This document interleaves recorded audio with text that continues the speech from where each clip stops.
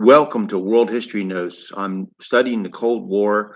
I did know some things about the Cold War. I took some classes in the Cold War, but I'm learning a lot of new stuff just by searching names and phrases and dates and just coming to some conclusions. And I'm hoping that you will be as excited as I am about finding out new things about the past that point directly at the present and suggest the future. So I'm going to share these with you. And there's a lot better videos, a lot more scholarly videos online with better graphics, better speakers, more detailed information. But this is if you're interested in the Cold War, basic stuff, you can find it anywhere. You can find it on Wikipedia, Encyclopedia Britannica, History Channel, all kinds of different places. And you can research it, compare it to other sources to see if you feel like you're getting the truth.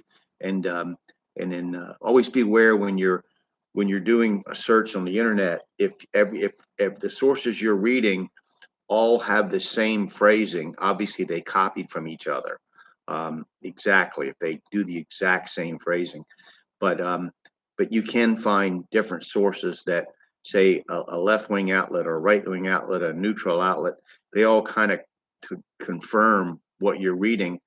You pretty much can generally feel like you pretty much got a handle on what's happened. Um, and then, of course, if you dig deeper, you might find out more different. But let's begin today. I'm going to pick a. I've been talking about an individual communist, person of interest in the Cold War, and today I'm going to talk about Flora Wovschin. Now, I'm probably not pronouncing her name correctly, but excuse me. Now, she worked for the Office of War Information in the propaganda office in World War II, which really some authors said it should have been called the Office of Soviet War Information, as had so many communists had infiltrated it. But let's talk about her a little bit. Excuse me. So she was born in New York City, um, and she was, attended respectable colleges here in this country, active in American student unions, American Youth for Democracy, things like that. But and she worked in the Office of War Information. She was transferred to the Department of State during World War II. She resigned from the State Department in 1945. She acted as a courier between Soviet agents and Soviet intelligence. She transmitted information to the Soviet Union um, and basically let them know that Americans who were searching were not aware, had somehow become aware of uh, Soviet intelligence services internal code names for American institutions like club, house, bank, cabaret, and that were used in Soviet secret communications. After the war, she renounced her American citizenship and she traveled to the Soviet Union, where she married a Soviet engineer. So she might have died serving as a nurse in North Korea, according to an FBI counterintelligence report. In the Venona files that I told you about before, her nickname is Zora, Zora. So she was a very successful master spy, and she immigrated to the um, Soviet Union and worked for the communists. So she was definitely an enemy of the U.S. and a diehard communist. So that's a person that you probably wouldn't hear about. That I found the information on, and it really fascinated me. Now on the timeline, July 12th, 1945.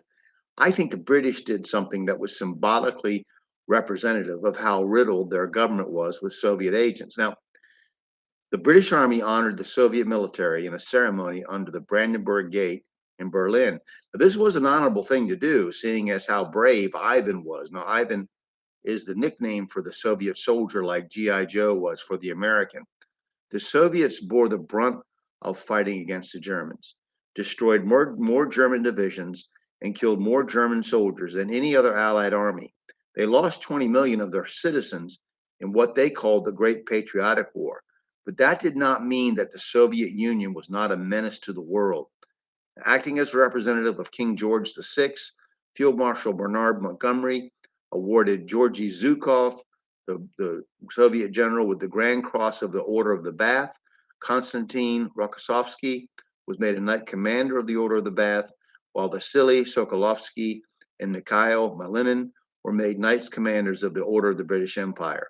This was all done. This was all done as the Soviet higher-ups were working on Britain's destruction. So, very important information, fascinating stuff to me. I hope it's interesting to you. We're going to talk next time about an important good guy in the Cold War, a Major George Racy Jordan, who left a diary that exposed a lot of what actually went on during World War II, and setting up the Soviet Union to be able to do what they did after the war. So now we'll stop for now, and we'll continue next time. And I thank you for watching. I hope that this just encourages you to do some digging. It's right there on the surface. It's not even, you don't have to access archives. I mean, it's just right there. If you just find it, and then you see a name, and you look up that name, and you see another name, and you look up that name, and you write and make notes, and if you're interested in this, and then go from there. Thank you very much.